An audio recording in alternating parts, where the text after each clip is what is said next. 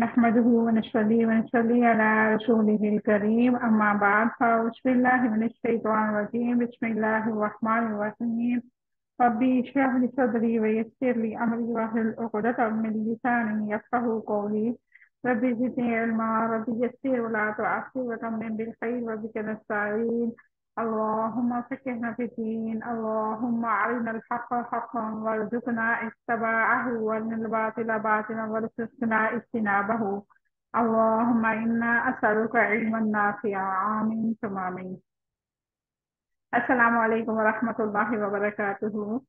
الحمدللہ ہم دوسرا پارہ کا آغاز کچھ دن پہلے کیا تھا اور ہم نے کیا دیکھ رہے تھے، اس میں ہم تحریر کعبہ کے متعلق اللہ رب العزت کے احکامات دیکھ رہے تھے. الحمدللہ اللہ رب العزت نے کتنے خوبصورت انداز میں اپنے نبی کریم صلی اللہ علیہ وسلم کی خواہش کو پورا فرمایا.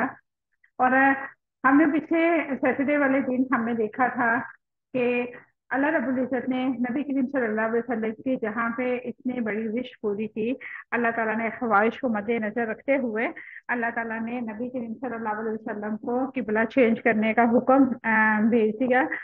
اور اسی کے ساتھ ساتھ اللہ رب العزت نے کیا فرمایا؟ اللہ رب العزت نے فرمایا کہ اگر آپ اس کے باوجود، حق آنے کے باوجود، آپ کی خواہش پوری ہونے کے باوجود آپ ان کے قبلے کے رخ کریں گے یا ان کی خواہشات کی پیروی کریں گے تو آپ کیا ہوں گے؟ ظالموں میں سے ہو جائیں گے. اللہ رب العزت نبی کریم صلی اللہ علیہ وسلم کے ذریعے ہمیں یہ بتا رہے ہیں کہ ہم اپنے دین کو چھوڑ کے جب کسی کی دین کی طرف جائیں گے، کسی کی رسومات کو اپنائیں گے تو اللہ رب العزت ہمارا شمار انہی میں سے فرما دے گا. یہ ہماری پچھلی آیات کا تو کچھ تفسیر تھی. آج انشاءاللہ ہم دیکھتے ہیں آج کی آیات میں اللہ رب العزت ہمیں کیا فرما رہا ہے. تو آغاز کرتے ہیں آج کی آیات کا. اعوذ باللہ من الشیطان الرجیم بسم اللہ الرحمن الرحیم.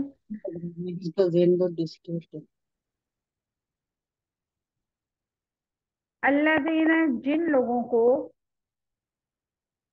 آتیناہم، دی ہم نے ان کو، کتاب یعرفونہ، وہ پہچانتے ہیں اسے، کما، جیسا کہ یعرفون، وہ پہچانتے ہیں ابناءکم، اپنے بیٹوں کو، وَإِنَّ، اور واقعتاً، فریقم، ایک گروہ، منہم، ان میں سے، لیکتمون الحق، یقیناً وہ چھپاتے ہیں حق کو، وہم، حالانکہ وہ یعلمون، جانتے ہیں. الحق، حق ہے، من ربہم، آپ کے رب کی طرف سے، فلا تکونن، پس آپ ہرگز نہ ہو جانا، من الممترین، شک کرنے والوں میں سے. یہ تھی آج کی ہماری آیت مبارکہ اور اسی کے ساتھ ہمارا دوسرا رکوع بھی، پہلا رکوع بھی کمپلیٹ ہو گیا. اب ہم ان کے روٹ ورڈ دیکھتے ہیں انشاءاللہ. یعرفون، وہ پہچانتے ہیں، عین فارا، اس کا روٹ ورڈ ہے، ابناءہم، اپنے بیٹوں کو، با نون واو، اس کا روٹ ورڈ ہے، فریقن، ایک گروہ، فارا، کاف، اس کا روٹ ورڈ ہے، لیکتمون، یقیناً وہ چھپاتے ہیں، کاف تامیم، اس کا روٹ ورڈ ہے، فلا تکونن، پس آپ ہرگز نہ ہو جانا، کاف نون، کاف واو نون، اس کا روٹ ورڈ ہے، من الممترین، شک کرنے والوں میں سے، میم را یا، اس کا روٹ ورڈ ہے. چلیں اب ہم تفسیر دیکھتے ہیں اس کی مختصر سی. الذین آتیناہم الکتاب یعرفونہ کما یعرفون ابناءہم وَإِنَّ فَرِیقًا مِّنْهُمْ لَیَکْتُمُونَ الْحَقَّ وَهُمْ یعلمون، جن کو ہم نے کتاب دی ہے وہ اسے بالکل ایسے ہی پہچانتے ہیں جیسے وہ اپنے بیٹوں کو پہچانتے ہیں، اور واقعتاً اس میں ایک گروہ ہے، ایسا بھی ہے جو یقیناً حق کو چھپاتا ہے حالانکہ وہ جانتے ہیں. الذین آتیناہم الکتاب یعرفونہ کما یعرفون ابناءہم، جن لوگوں کو ہم نے کتاب دی ہے وہ اسے بالکل ایسے ہی پہچانتے ہیں جیسا وہ اپنے بیٹوں کو پہچانتے ہیں. اس کی کیا وضاحت ہے؟ جن لوگوں کو ہم نے کتاب دی ہے اس سے مراد علماء یہود و نصارہ ہیں. یعرفونہ کما یعرفون ابناءہم، وہ بالکل اسے ایسے ہی پہچانتے ہیں جیسے وہ اپنے بیٹوں کو پہچانتے ہیں. یہ ضرب المثال ہے. یعنی کہ اللہ رب العزت نے یہاں پہ مثال دی ہے کہ انسان ہزاروں کی تعداد میں اپنے بیٹوں کو کھڑے کو پہچان سکتا ہے، اسی طرح یہود و نصارہ جو ہیں، جو علماء حق پہچانتے ہیں، ان کو پتا ہے کہ نبی کریم صلی اللہ علیہ وسلم کی کیا نشانیاں تھیں، اور نبی کریم صلی اللہ علیہ وسلم حق کے ساتھ ہم پہ شریعت لاگو فرما رہے ہیں۔ ان میں تین چیزیں مراد ہیں۔ نمبر ایک، وہ قبلے کو ایسے پہچانتے ہیں جیسے اپنے بیٹوں کو پہچانتے ہیں۔ نمبر دو، وہ نبی کریم صلی اللہ علیہ وسلم کو ایسے پہچانتے ہیں جیسے اپنے بیٹوں کو پہچانتے ہیں۔ نمبر تین، وہ اپنی کتاب، اللہ تعالیٰ کی کتاب کو ایسے پہچانتے ہیں جیسے اپنے بیٹوں کو پہچانتے ہیں۔ اللہ رب العزت نے تین چیزیں بتائیں، یہاں پہ تین مثالیں دی کہ وہ قبلے کو ایسے پہچانتے ہیں کہ جیسے وہ اپنے بیٹوں کو پہچانتے ہیں، وہ نبی کو اور کتاب کو ایسے پہچانتے ہیں جیسے اپنے بیٹوں کو پہچانتے ہیں۔ اور یہ چیز اس لیے اللہ رب العزت نے یہاں پہ وضاحت کی کہ جو اس ٹائم کے بھی نیک لوگ تھے یہود و نصارہ میں، کیونکہ نبی کریم صلی اللہ علیہ وسلم کی شریعت سے پہلے، شریعت محمدیہ سے پہلے جو شریعت تھی، جو حضرت عیسیٰ علیہ السلام، حضرت موسیٰ علیہ السلام لے کے آئے، ان کے شریعت کے مطابق جو اس ٹائم کے نیک لوگ تھے وہ نبی کریم صلی اللہ علیہ وسلم کی شریعت، نبی کریم صلی اللہ علیہ وسلم کی تمام اوصاف کو پہچانتے تھے، اور کتاب الہی یعنی کہ قرآن پاک کو بھی وہ جانتے اور پہچانتے تھے۔ ان کے پاس یہ چیزیں اللہ رب العزت نے ان کے کتاب میں سب کچھ نازل فرمائی تھی، تاکہ ان میں کوئی بھی شک و شبہات والی ان کے پاس بات نہ رہے۔ وَإِنَّ فَرِيقًا مِّنْهُمْ لَيَكْتُمُونَ الْحَقَّ وَهُمْ يَعْلَمُونَ، اور واقعتاً ان میں سے ایک گروہ ایسا ہے جو یقیناً حق کو چھپاتے ہیں، حالانکہ وہ جانتے ہیں۔ اس سے مراد کیا ہے؟ اور واقعتاً ان میں سے ایک ایسا گروہ بھی ہے جو حق کو چھپاتے ہیں، ان سے مراد ان علماء اور احواس ہیں۔ یہاں حق سے مراد محمد رسول اللہ صلی اللہ علیہ وسلم کی نبوت اور کعبے کا قبلہ ہونا ہے۔ وہم یعلمون، حالانکہ وہ جانتے ہیں، یعنی کہ وہ حق ہے، یعنی کہ نبی کریم صلی اللہ علیہ وسلم کی نبوت اور کعبہ کا قبلہ ہونا۔ سیدنا عمر رضی اللہ تعالیٰ عنہ نے عبداللہ بن سلام، جو یہودیوں کا بہت بڑے عالم تھے، بعد میں انہوں نے اسلام قبول کر لیا تھا، سے پوچھا کیا تم رحمت للعالمین کو اپنی اولاد کی طرح پہچانتے ہو؟ بولے ہاں، بلکہ اولاد سے بھی زیادہ۔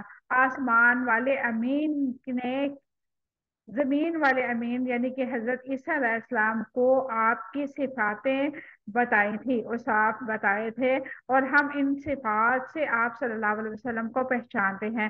ہمیں آپ صلی اللہ علیہ وسلم کے پیغمبر اور آخر زمان ہونے میں ذرا سا بھی شک نہیں ہے۔ جیسا انسان بڑے مجمع میں لاکھوں میں اپنی اولاد کو پہچان لیتا ہے، اسی طرح اہل کتاب آپ صلی اللہ علیہ وسلم کو پہچانتے ہیں، کیونکہ ان کی کتاب میں نبی آخر زمان کے اوصاف ہیں، اور وہ اوصاف آپ صلی اللہ علیہ وسلم میں پائے جاتے ہیں۔ لیکن پھر بھی اہل کتاب اس صداقت کو چھپاتے ہیں، آپ صلی اللہ علیہ وسلم کی صفات پر پردہ ڈالتے ہیں۔ اہل کتاب حق کو پہچاننے کے بعد اسے کیوں چھپاتے تھے؟ اس کی بڑی وجہ یہ تھی کہ حق کے ساتھ دشمنی رکھنے کی وجہ سے، تعصب کی وجہ سے حق کو چھپا کر وہ محسوس کرتے تھے کہ ہماری بالادستی قائم رہے گی۔ الحق من ربک فلا تکونن من الممترین، آپ کے رب کی طرف سے یہی حق ہے، بس آپ شک کرنے والوں میں سے ہرگز نہ ہو جانا۔ الحق من ربک، آپ کے رب کی طرف سے یہی حق ہے۔ اس کی کیا وضاحت ہے؟ اللہ رب العزت نے فرمایا آپ کا رب کی طرف سے یہی حق ہے، یعنی حق سے مراد قبلے کی حقیقت ہے۔ پہلا قبلہ کون سا تھا؟ اس کی وضاحت رب العزت کی جانب سے ہے۔ قبلے کی تبدیلی کسی انسان کی خواہش سے نہیں، بلکہ اللہ رب العزت کی حکم سے ہوئی، اور رب کا حکم حق ہے۔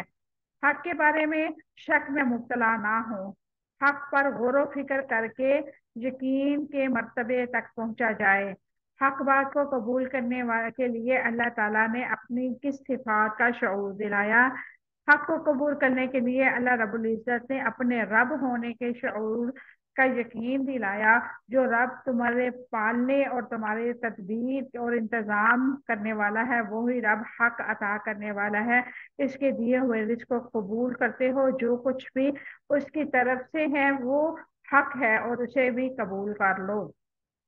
فلا تکونن من المشرکین، پس آپ شک کرنے والوں میں ہرگز نہ ہو جانا۔ اس کی کیا وضاحت ہے؟ بس آپ شک کرنے والوں میں سے ہرگز نہ ہو جائے۔ اس آیت میں نبی کریم صلی اللہ علیہ وسلم کو اور ان کی امت کو ثابت قدمی کا حکم دیا گیا ہے کہ جو کچھ رسول لے کے آیا ہے وہ حق ہے، لہذا اس میں شک نہ کیا جائے اور حق کو حق ہی سمجھا جائے۔ یہ تھی آج کی ہماری آیت مبارکہ۔ اس میں سب سے اہم بات جو ہمارے لیے نصیحت ہے وہ یہ ہے کہ ہم قرآن پڑھ رہے ہیں، ہمیں قرآن پاک کے معنی، ترجمہ اور مختصر تفسیر، اہم پوائنٹ جو ہیں ہمیں پتہ چل رہے ہیں کہ یہ آیت مبارکہ کس لیے نازل ہوئی ہے۔ اب ہمارے پاس الحمدللہ علم آ چکا۔ اب ہم نے کیا کرنا ہے؟ ہم نے اس کو مضبوطی کے ساتھ پکڑنا ہے۔ جب تک ہم قرآن کو مضبوطی کے ساتھ نہیں پکڑیں گے، ہم قرآن کے ساتھ محبت نہیں کریں گے، قرآن ہمیں دنیا میں ذلیل و خوار کرے گا اور آخرت میں بھی ذلیل و خوار کرے گا۔ ہم حق کو پہچانتے ہوئے بھی، یعنی کہ دین محمدی شریعت کو پہچانتے ہوئے بھی، ہم لوگوں کی باتوں میں آ کے دنیا داری کے کاموں میں مصروف ہو جائیں گے، اپنے آپ کو اس لیول پہ لے آئیں گے جہاں پہ اللہ تعالیٰ کی رحمت کے بجائے اللہ تعالیٰ کا غضب ہم پہ مسلط ہوگا۔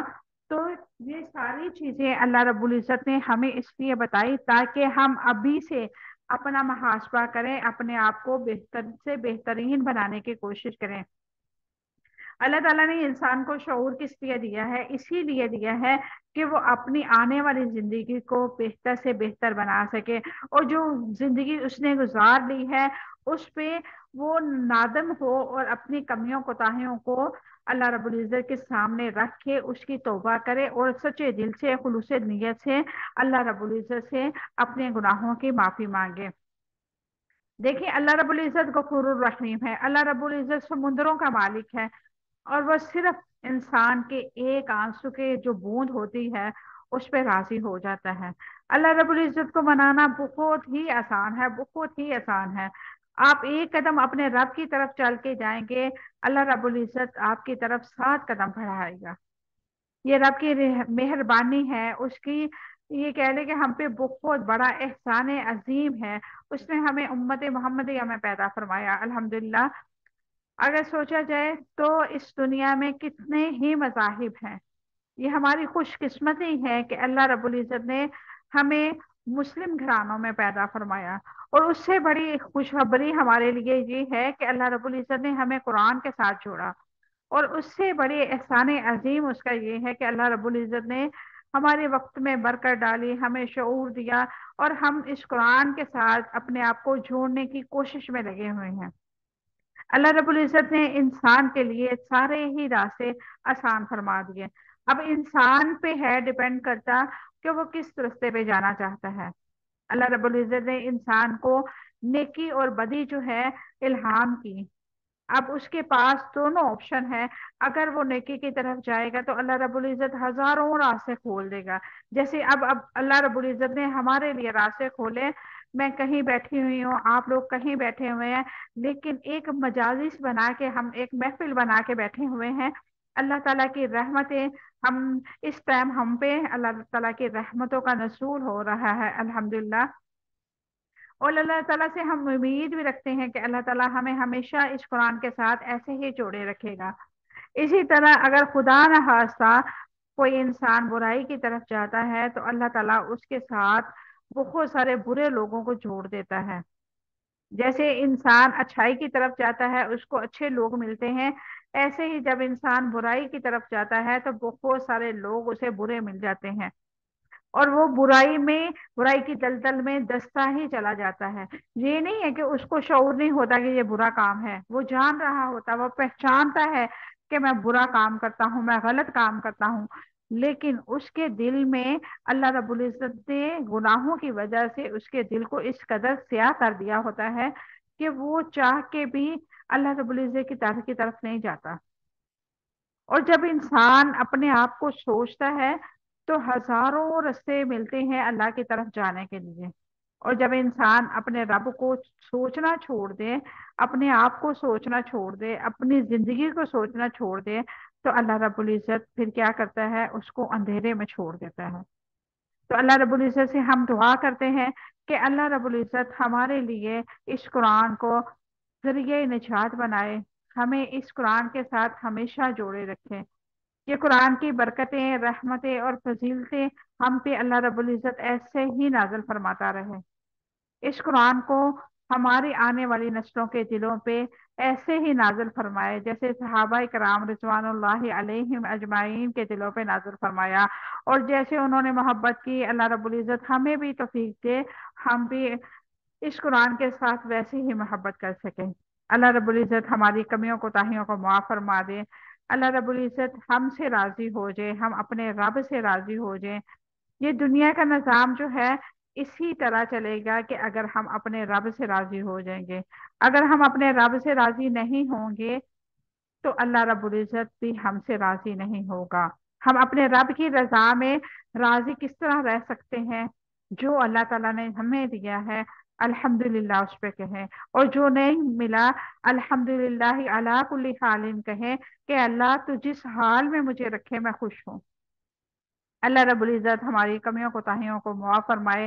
اگر ہم سے کوئی بھول چوک ہو جائے اس قرآن کو پڑھتے ہوئے، اس کے تلفظ میں، تو اللہ رب العزت ہمیں معاف فرمائے۔ وآخر دعوانا الحمد للہ رب العالمین۔ سبحان ربک رب العزت عما یصفون وسلام علی المرسلین والحمد للہ رب العالمین۔ السلام علیکم ورحمۃ اللہ وبرکاتہ۔